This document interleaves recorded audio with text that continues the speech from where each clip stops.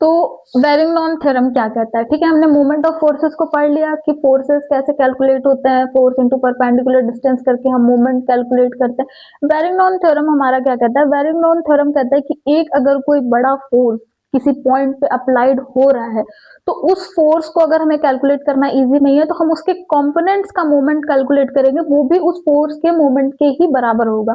यानी कि और इसको हम यूज कहाँ करते हैं? अगर आपको लग रहा होगा कि एक फोर्स को डायरेक्ट कैलकुलेट कर ले, उसके कंपोनेंट्स क्यों तोड़े, कंपोनेंट्स हॉरिजॉन्टल कंपोनेंट होगा, वर्टिकल कंपोनेंट होगा, साइंस प्लस माइनस के होंगे, कैलकुलेशन बढ़ जाएगी।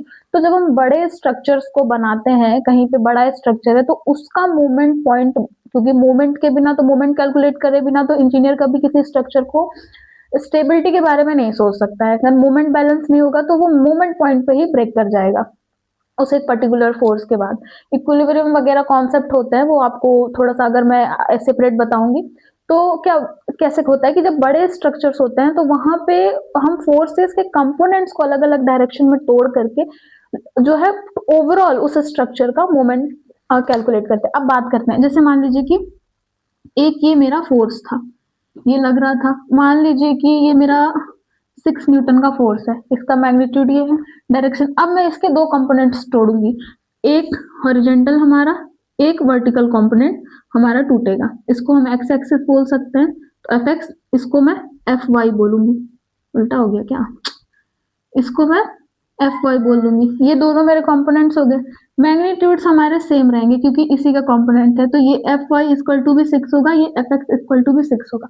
अच्छा ठीक है, अब अगर मैं फोर्स की बात करूं, ये फोर्स जो मेरा लग रहा है ये हमारे बीम को, फोर्स इंटू परपेंडिकुलर डिस्टेंस हो गई, ये मेरे बीम को या फिर मेरे इस स्ट्रक्चर को इस तरीके से घुमाने की कोशिश करेगा। ये मेरा हो गया एंटी क्लॉकवाइज डायरेक्शन। अब जब ये फोर्स इसको एंटी क्लॉकवाइज लेकर के जाएगा तो ये माइनस का मेरा फोर्स होगा।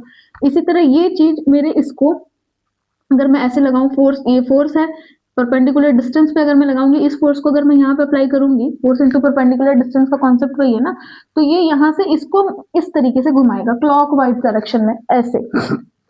जब क्लॉकवाइज डायरेक्शन में जाएगा तो ये हमेशा प्लस का होगा। तो अगर मुझे मोमेंट कैलकुलेट करना हो तो फोर्स इंटू हम परपेंडिकुलर डिस्टेंस को देखते हैं, तो ये क्या हो जाएगा, F1 इंटू D1, क्योंकि अब मेरा एफ एक्स, यहाँ पे F1 की जगह आप एफ एक्स लीजिए, एफ एक्स मेरा इसको इस तरीके से ले जाएगा, नेगेटिव का होगा, प्लस ये मेरा इस तरीके से लेके आएगा तो ये मेरा पॉजिटिव का एफ वाई इंटू D2 हो जाएगा। ये मान लीजिए कि डिस्टेंस D2 है, ये मान लीजिए कि डिस्टेंस D1 है।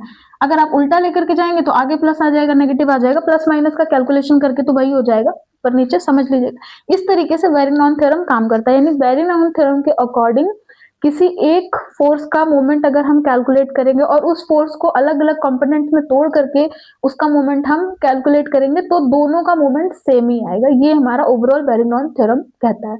तो आज के वीडियो में हमने कॉन्सेप्ट समझा मोमेंट ऑफ फोर्सेस का, बेरिंगटन थ्योरम कैसे उस चीज को अप्लाई करता है। अगर आपके लिए ये वीडियो हेल्पफुल रहा हो तो चैनल को सब्सक्राइब करना नहीं भूलेगा। आगे के टॉपिक